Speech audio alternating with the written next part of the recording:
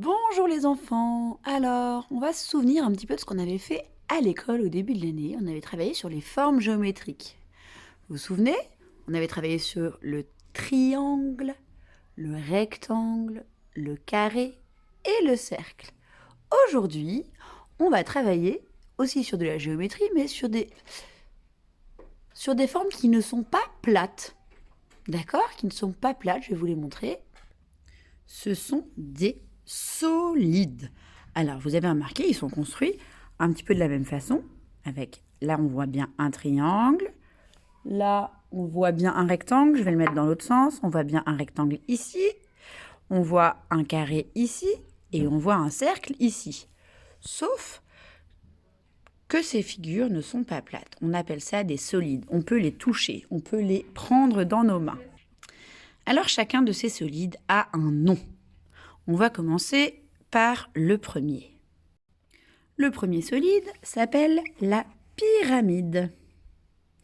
La pyramide, vous avez vu, il y a des triangles. Il y a 4 triangles. Et ici, un carré pour tenir les 4 triangles. La pyramide, vous en connaissez des pyramides. Par exemple, en Égypte, c'est un pays qui est loin, qui est en Afrique. En Égypte, on trouve de très vieilles pyramides. Ce sont des constructions qui ont été faites au temps des pharaons. Donc la pyramide, on retient bien, elle a 1, 2, 3, 4 triangles et sa base est carrée. D'accord? Le deuxième solide qu'on va observer, il s'appelle le parallélépipède. C'est très compliqué à retenir ce nom-là. Parallélépipède. On n'a jamais rencontré un mot aussi long, avec autant de syllabes. Parallélépipède. C'est un mot avec 6 syllabes. Alors ça, c'est drôlement compliqué. Bon, le nom est compliqué, mais on peut quand même le regarder, même si on ne retient pas le nom. Alors, dans le parallélépipède, il y a des rectangles. 1, 2, 3, 4 rectangles et 2 carrés. 1 et 2 carrés. Ensuite, on a un autre solide que vous connaissez depuis longtemps parce que vous avez toujours joué avec des jeux comme ça. Comment s'appelle ce solide? Je suis sûre que vous le savez. C'est un cube. Alors le cube, c'est facile puisque toutes ces surfaces sont carrées. 1 carré, 2 carrés, 3 carrés, 4 carrés, 5 carrés, 6 carrés. Ce sont 6 carrés qui sont accrochés les uns aux autres.